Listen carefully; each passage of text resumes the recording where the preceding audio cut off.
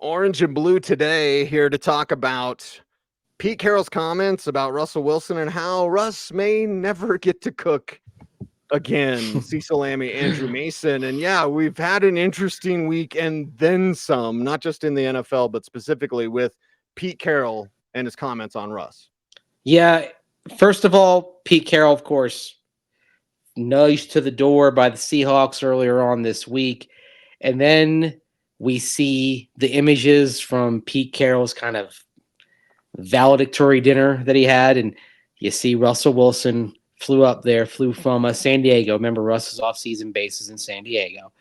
Flew up from San Diego to hang out with Pete Carroll, some former teammates, including, most poignantly, Richard Sherman, because we know the kind of comments that Sherman has made about Russell Wilson, particularly on his Thursday Night Football Amazon Prime role.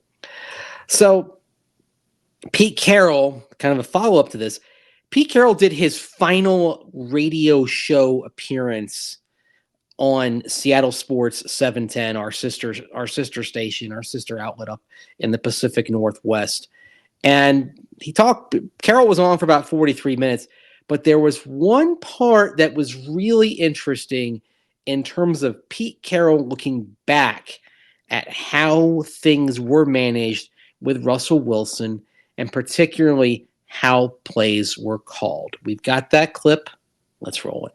The transition that was taking place, just as a natural transition, let me say this. In the game, when your quarterback is a runner and he's mobile and he can escape, that's a factor in the game that really neutralizes a lot of stuff. And when you have that and you use it well, where it's a threat, but also it's a surprise. The threat is in the scheming of the running plays, but also then the surprise is when they scramble. That factor really is a big factor in the game if you can control it. And often that type of player isn't really the passer that the most proficient type of passer. He's an athlete guy more so. And when you have that blend, which we had for a number of years, just look at Russ's numbers, his rushing numbers when he was around 500 yards a year. That complement to the rest of the running game, that's what makes you on top of the charts and all. I mean, it's that factor, and you can see it right now. I bet Lamar's probably at 700 or 800 yards rushing. I don't know where he is, something like that, And that factor neutralizes really good defenses and all that. Anyway, so the point of that is that as we got kind of coming out of that phase where we really could run it a lot, and there was an emphasis of the passing game, we did go too far. We did go. I wish we would have kept the blend more in the mixture, because I think we were more difficult to deal with that way than trying to out-throw people and out-yard them in the passing game. We did go too far. Because they did pass the ball more as time went on. Right. Remember, it was the whole thing of Let Russ Cook, right? Was it 2020 or 2019 when he led the NFL in touchdown passes with 35, right? So there was a moment where it's like, oh, I guess Russ needs to cook more. And that was part of the reason why coming to Denver with Nathaniel Hackett, it's like they're going to set up and let Russ do what Russ does. And then that didn't work. And then Sean Payton tried to kind of work towards Russ. And then we saw him give that up, and they started running the ball, and they went on a win streak, the historic defensive turnover rate. But yeah, there was a moment there, but that's what Vic Fangio would say is a false positive. Yes. Russ led the NFL in touchdown passes with 34 in 2017. But he had even more in 2018. He had 35 touchdown passes. In the COVID year, he had 40 touchdown passes. That was really the peak of the whole Let Russ Cook thing, was in the COVID year, because for a while Russell Wilson was being talked about as an MVP favorite, not just a candidate, a favorite. Was the whole thing was, is this the year that Russ finally gets the MVP award? You go through the start of that season.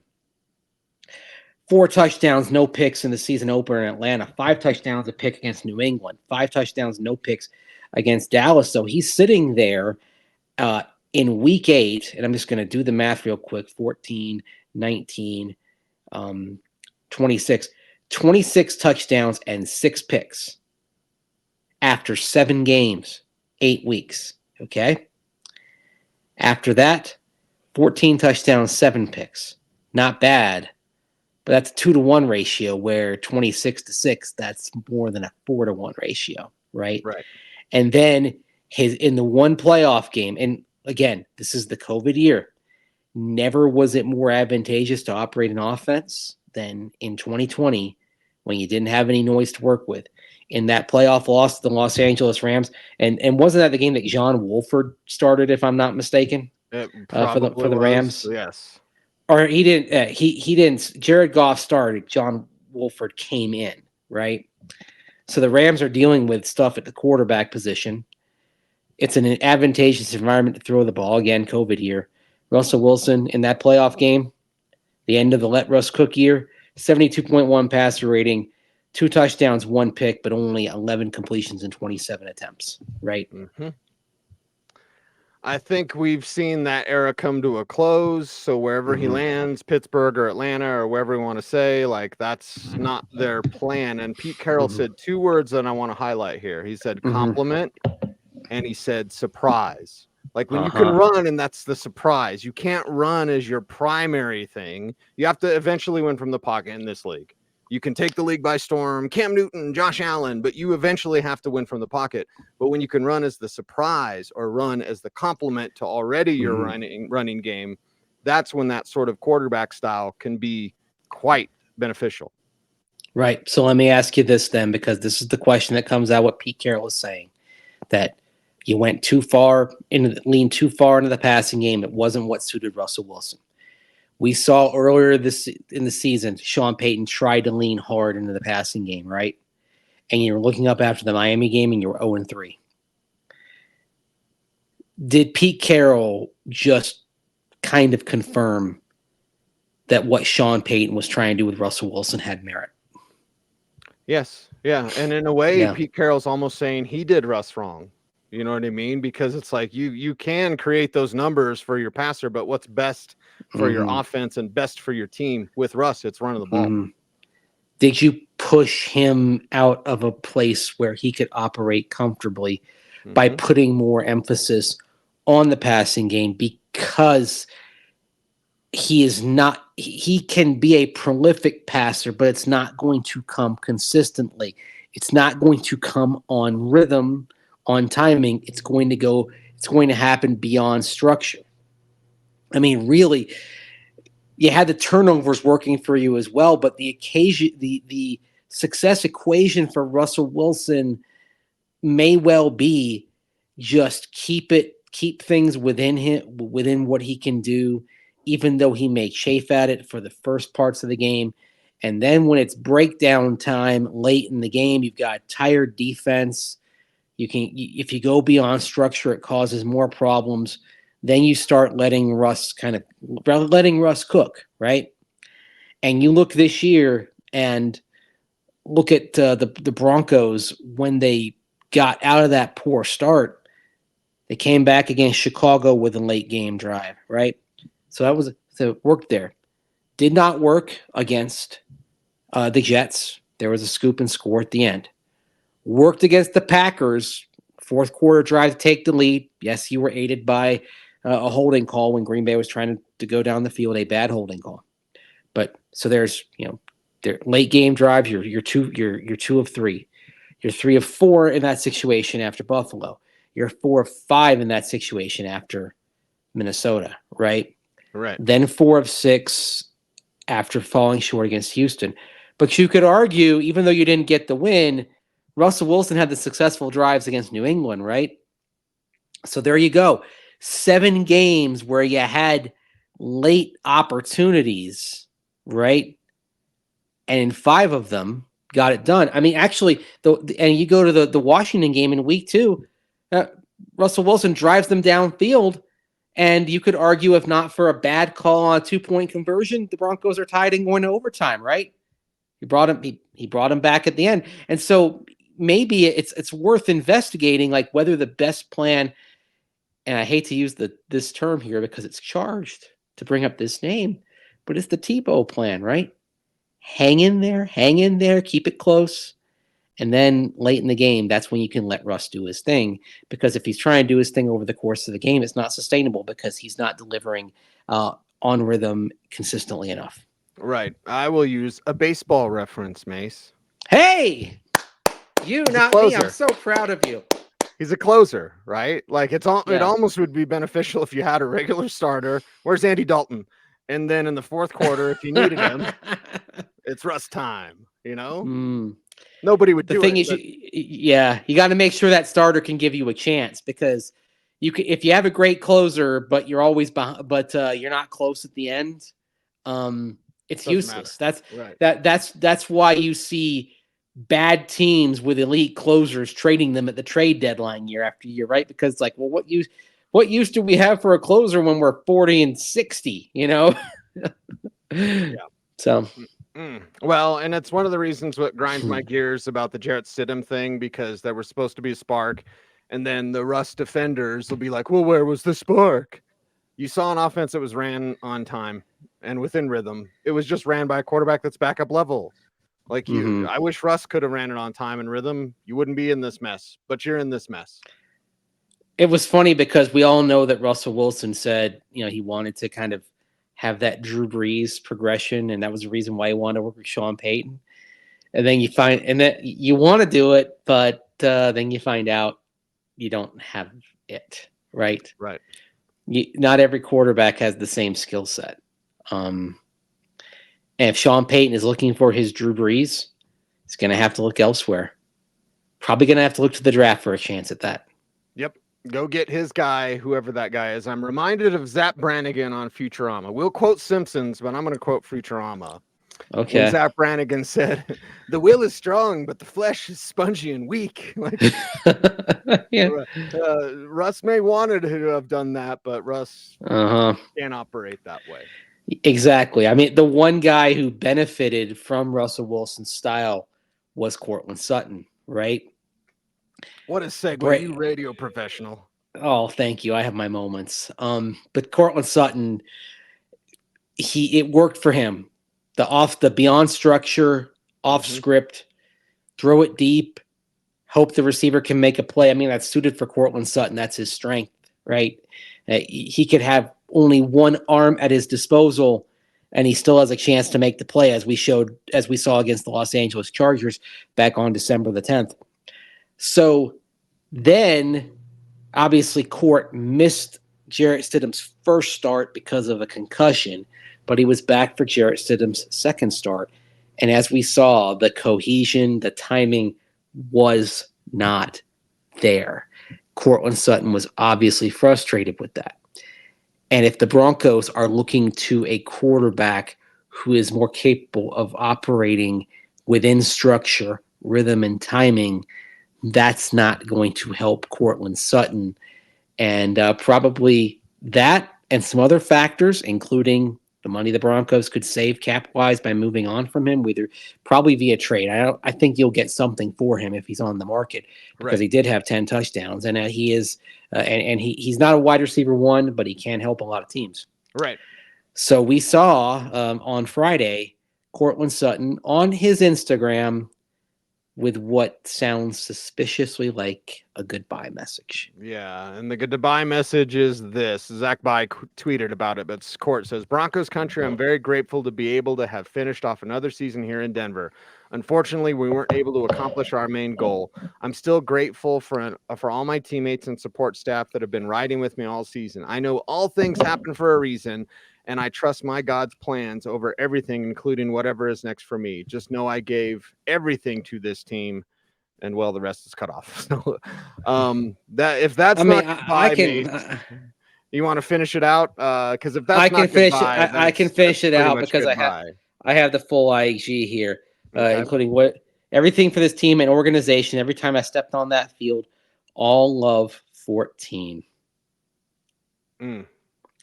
And you throw this alongside Garrett Bolles, referring to "if I'm around." Josey Jewell sounding very much like a person who may be saying his goodbyes when he met with media on Monday. Lloyd Cushenberry, whatever happens, happens. It's God's plan. You're seeing, Justin Simmons is sounding very like, he's reflecting on his Broncos career when he met with media after the game in Las Vegas.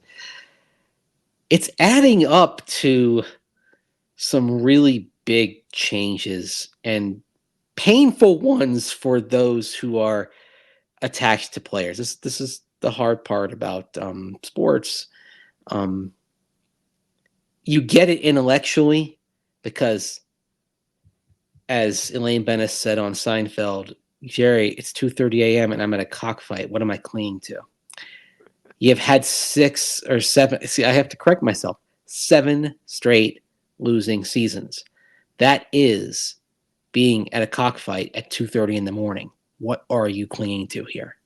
It does mean that some good players are probably going to be let go in some form or fashion. And especially when George Payton on Tuesday talked about they love picks. How are you getting picks? You're probably sacrificing player capital. Mm-hmm. You got 6 picks right now. I would imagine that number's closer to 10 by the time the draft rolls around. Unless they've taken some of those picks they've acquired and used them to move back up. Right. It may well be 6 in the end, but it may be 6 that came from acquiring a 2nd round pick, maybe a 3rd or 4th round pick, and then all of a sudden those being part of a deal to move up however many picks that Broncos feel it takes. And it could require sacrificing more draft capital and even more player capital as well. It's going to be an eventful few months around here, Cease. And it also proves kind of what we said. You and I talked about this being an evaluation year, right?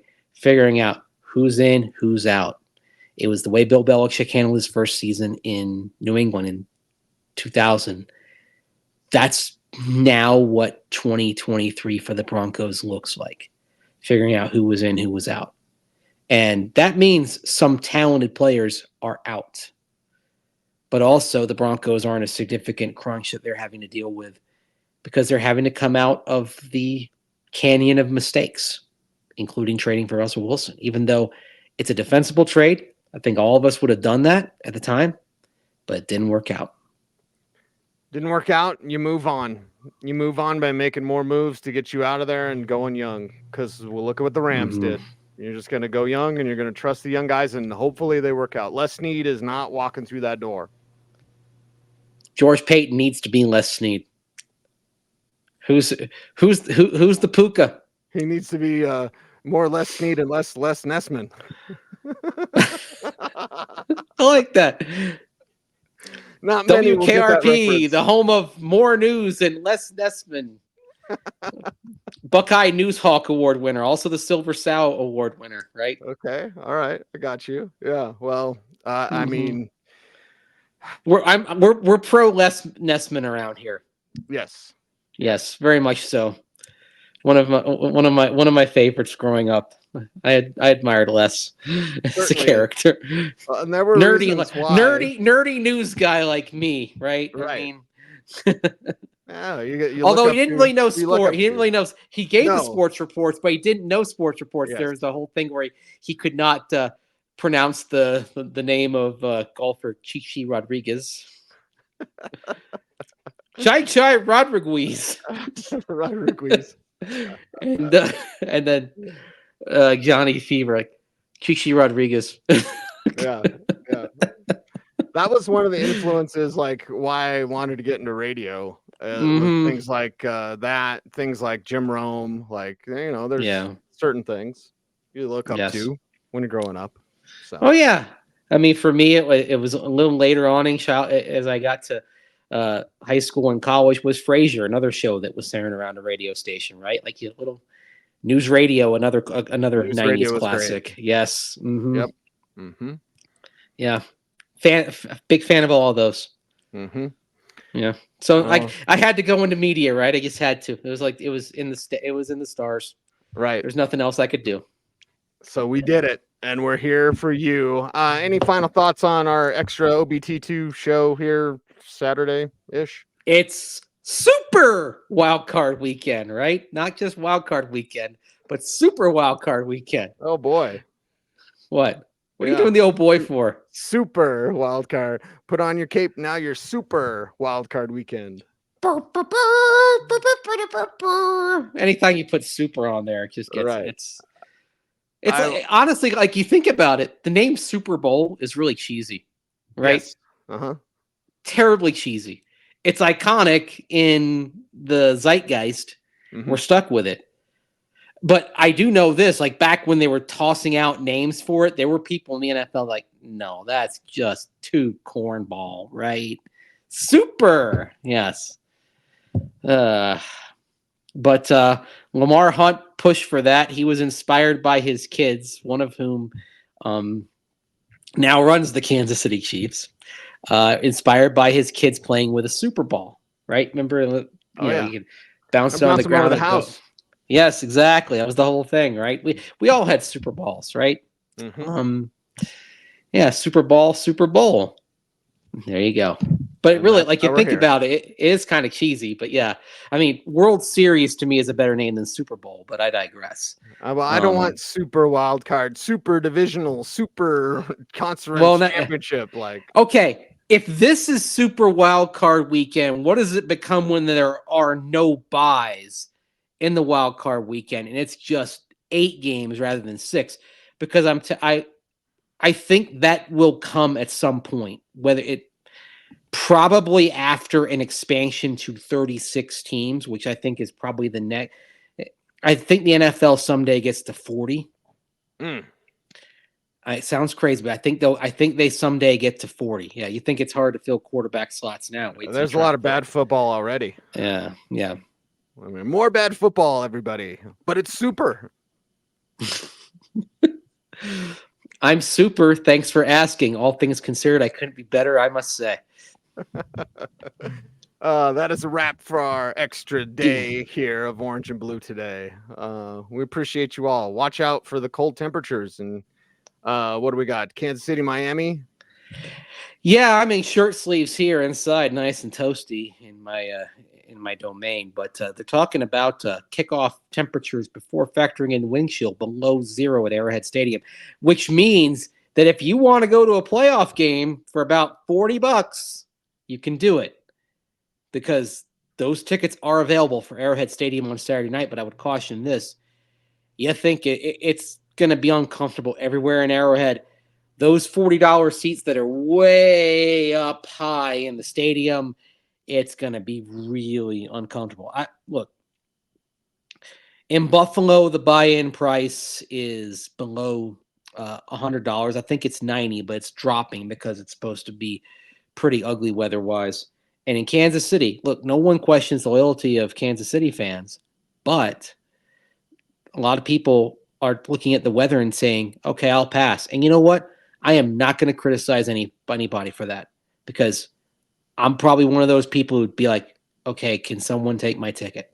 Because there is a level of cold where it is absolutely uncomfortable. I'll cop to this. A couple of years ago, the Rapids were playing a match in the CONCACAF Champions League. And normally I go to every Rapids match when I'm in town, right? I looked and I saw 9 degrees, snow, wind chill descending to minus teens. And I'm like, no, thank you. I'm going to watch it on television. Super quick, Mace. I'm soft too. I'll remind people of the double overtime Ravens Broncos. And they let us down on the field at the 2-minute warning. So all of us that went down on the field at the 2-minute warning, guess what we did? Froze. You froze. That was 11 years ago yesterday. Time flies. It does fly. And Joe Flacco's still balling out. I've got the Browns today, and I'm going to take the Dolphins today. Okay. I can't take the Dolphins with what they're missing on defense right now, although there is the potential of Tyreek Hill making one breakaway play. That's the thing that if Miami's going to win, it's got to be Tyreek Hill discombobulating. But the problem is, if you look at how the Chiefs defended Miami back in the game in Germany a couple of months ago, Kansas City had a plan for Miami that was effective. How is Miami going to counter that? This is a very fascinating chess match game, even though there are going to be some limitations because of the weather, not specifically the cold, but the wind. That's the thing. It's not just going to be cold. We're talking about gusty winds in this game. It's going to probably be a pretty ugly game to watch compared to what you would expect from teams that have Kelsey and Mahomes and Tua and Tyreek and Mostert. It's, you expect a dynamic game that you're probably not going to get out of this contest. Well, everyone out there, let us know who you think's going to win and your thoughts on Courtland Sutton saying goodbye and Russell Wilson no longer being allowed to cook. Comment sections down below. Do the YouTube things like comment, share, subscribe. Hit the notification bell so you never miss a bit. I got a little bit ahead on my finger wag there. I'm sorry. Oh, that's fine. We'll time it up. We'll change it in post. Anyway, he's Mace. Follow him on socials at Mace Denver. I'm at Cecil Lammey saying thanks for watching, everyone. Stay tuned. And would you please stay frosty?